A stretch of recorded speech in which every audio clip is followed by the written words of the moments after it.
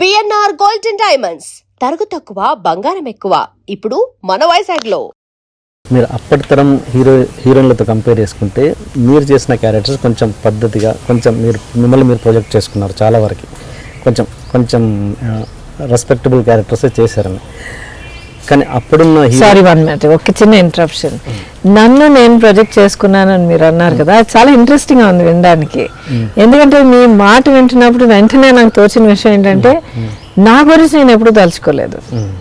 నేనేంటంటే అది literally like vessel there and అనుభవాన్ని అలా సోకప్ చేసుకుంటూ ఉన్నాను అనమాట. ఒక్కొక్క డే ఆఫ్ షూటింగ్ నాకు కొత్త అడ్వెంచర్గా ఉండేది అనమాట. Wide I'd and eager ready to learn, to know more, ఇంకా తెలుసుకోవాలి, ఇంకా నేర్చుకోవాలి. నేను ఇది చేశాను, ఓకే వాళ్ళు కొత్తగా చేస్తున్నారు. సో ప్రతి ఒక్కటి ఒక ఛాలెంజ్గా ఉండింది అనమాట. బికాజ్ నాకు భాష దగ్గర నుంచి, డాన్సింగ్ దగ్గర నుంచి, యాక్టింగ్, ఏడవడం నాకు తెలియదు, కులకాలంటే కులకడం తెలియదు, సిగ్గుపడడం ఏమీ లేదు. నాకు 16 ఏళ్ళ పిల్ల. అప్పుడు దాకా ఇల్లు, నా కుక్క పిల్లలు, నా పుస్తకాలు, అమ్మ నాన్న అన్నయ్య తప్ప ప్రపంచం తెలియదు నాకు. సడన్గా తీసుకొచ్చి మిడిల్ ఆఫ్ సినిమా ఇండస్ట్రీ పడేసి ఓవర్ నైట్ సక్సెస్ అవడంతో ఆ ప్రపంచాన్ని అర్థం చేసుకోవడానికి ఓ పక్కన టైం లేదు, ఇటువైపు ఓవర్ నైట్ బిజీ అయిపోయాను, డే నైట్ షూటింగ్లో ఉండేదాన్ని. సో నా ఫోకస్ ఇక్కడ ఉంది. I was not worried about the world. నేనేం చేస్తున్నాను 100% దాంట్లో దూకేనవే. So I never thought about myself as an identity. నన్ను నేను ఇప్పుడు దాకా ఒక స్టార్ గాను, ఒక పర్సనాలిటీ, ఒక సెలబ్రిటీగా ఇప్పుడు దాకా నేను చూడలేదు. I'm me, who I am is what I am, అంతే. అంటే మిమ్మల్ని ప్రజెంట్ చేసుకోవడం అంటే మీరు కొంచెం చూజీగా ఉండొచ్చుగా, అది నేను అంటే నా క్యారెక్టర్స్ ఏది కంఫర్టబుల్గా అనిపించిందో అది నేను చేశాను. That is a fact. అలా చేసినా కూడా అప్పుడున్న హీరోయిన్స్తో కంపేర్ చేసుకుంటే అంత స్టార్డమ్ మీకు వచ్చింది అనుకుంటారా? అప్పటి హీరోయిన్స్తో కంపేర్ చేసుకుంటే మీ తరం. అదే చెప్తున్నాను కదా, నేను ఎప్పుడు ఈ అబ్సల్యూట్ స్టాండర్డ్స్ లో నేను చూడలేదు. ఈ ఒక స్కేల్ పెట్టుకుని బెటరా వర్సా, నంబర్ 1 నంబర్ 2 అనేది నేను చూడలే. అండ్ ఆల్సో ఒక రకమైన నేను చేసే సీన్స్, ఫిల్మ్స్ నేను చేశాను. ఆ తర్వాత నాతో ఖుష్బు ఉన్నారు, అప్పుడు ఖుష్బు చేసే సినిమాలో ఆవిడ చేసేవారు, భానుప్రియ ఫ్రమ్ తెలుగు వచ్చారు. So it was us, we were all doing our own work.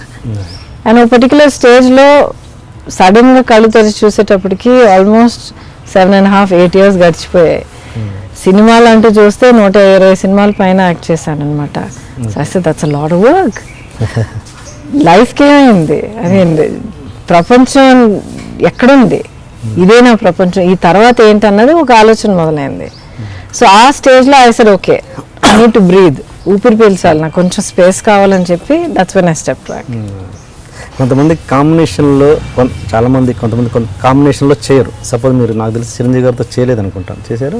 నాకు తెలియదు. మిస్ అయిందండి, అవకాశం మిస్ అయింది. అడిగారు ఒక I think almost 3 films last, ప్రతి ఒక్కసారి క్లాష్ అయింది అనమాట. ఆల్రెడీ కమిట్ అయిన పిక్చర్ తాలూకా మధ్య డేట్స్ క్లాష్ అయ్యాయి అనమాట. అండ్ కోఇన్సిడెంట్లీ రజనీ గారి సినిమాలతో క్లాష్ అయ్యాయి. సో ఆల్రెడీ కమిట్ అయిన పిక్చర్, నేను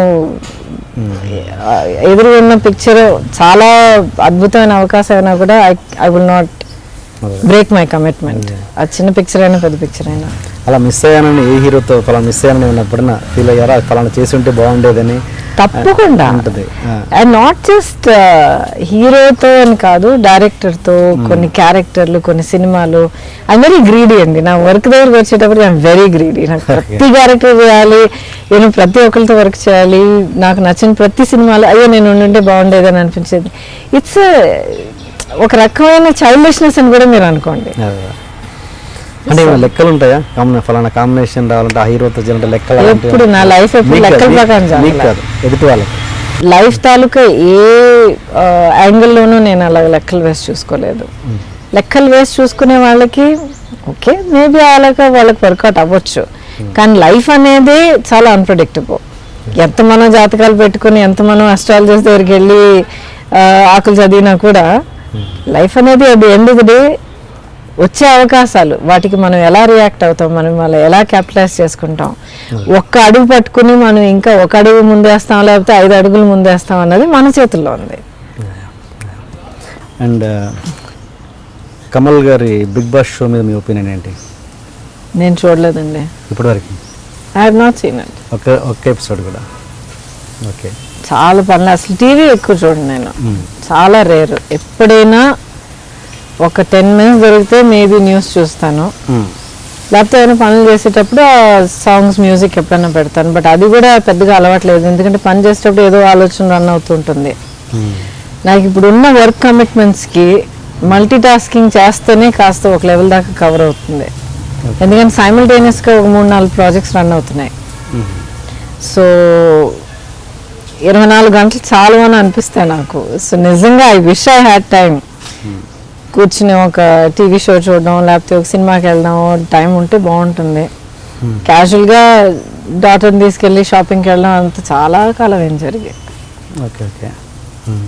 ఏంటి ప్రాజెక్ట్స్? 4 ప్రాజెక్ట్స్ అంటే ఇప్పుడు లైఫ్ అగైన్ ఫౌండేషన్ అని చెప్పి ఒక NGO స్టార్ట్ చేసామండి. అండ్ దీంట్లో నా కోర్ ఫోకస్, నా ప్యాషన్ ఏంటంటే ఎడ్యుకేషన్ అండ్ హెల్త్. అండ్ ఈ 2 విషయాల్లోనూ చాలా గ్యాప్స్ ఉన్నాయి. ఎస్పెషలీ ఎడ్యుకేషన్లో, హెల్త్లో ఆఫ్ కోర్స్ చాలా క్లియర్గా తెలుస్తుంది. మెడికల్ కేర్ ఎక్కడ వెళ్ళి చేరాలో అక్కడ చేరట్లేదు, అక్కడ గ్యాప్స్ ఉన్నాయి. దానికి కొన్ని ప్రాక్టికల్ సొల్యూషన్స్ వర్కౌట్ చేస్తున్నాం. అంటే కేర్ గివర్స్, ఫండింగ్ పార్ట్నర్స్, ఆ తర్వాత టెక్నాలజీ ప్రొవైడర్స్, వీళ్ళందరినీ తీసుకొచ్చి ఒక పర్టికులర్ మోడల్ డెవలప్ చేస్తున్నాం.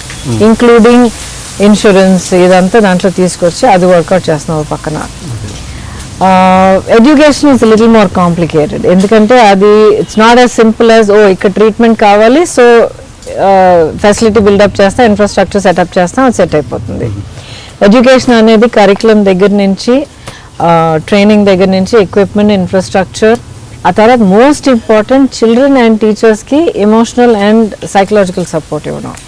సో అది మల్టీప్రాంగ్డ్ అప్రోచ్ అది.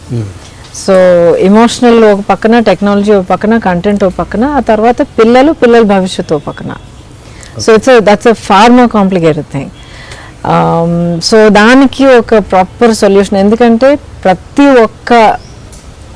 ఒక బిడ్డకి, మన భారతదేశంలో పుట్టిన ప్రతి ఒక్క బిడ్డకి ఒక తన లైఫ్ని తన ఇష్ట ప్రకారం, తన కళలు నెరవేర్చుకునేటట్టు ఒక లైఫ్ బిల్డ్ చేసుకునే హక్కు ఉంది ప్రతి ఒక్కరికి. Sir fundamental right. అది నెరవేర్చడానికి ఒక ఎడ్యుకేషన్ కావాలి, ఎఫెక్టివ్ ఎడ్యుకేషన్ కావాలి. ఏదో ఉన్నారు, 12 ఏళ్ళు స్కూల్లో ఉన్నారు, తర్వాత 4 ఏళ్ళు కాలేజ్లో ఉన్నారు, 4 డిగ్రీలు, ఇన్ని డబ్బులు కట్టారు, అయిపోయింది, వీళ్ళు ఉద్యోగం చేసుకుంటే it doesn't work like that. చాలా గ్యాప్స్ ఉన్నాయి. అలాంటి ఇప్పుడున్న సిస్టంలో అలాగ తనుకుని వచ్చి ఆ డిగ్రీ తర్వాత బయటపడి ఇప్పుడు ఉద్యోగం వెతుక్కునే ఎంతోమంది యంగ్స్టర్స్ ఎంత కష్టపడుతున్నారో నాకు తెలిసి, నేను చూసాను చాలా మంది ఇప్పుడు వర్క్ చేస్తున్నాను నేను. Because that education that they're talking about, spending so much time in an institution, is not teaching them life skills, it's not teaching them subject matter kuda. Okay.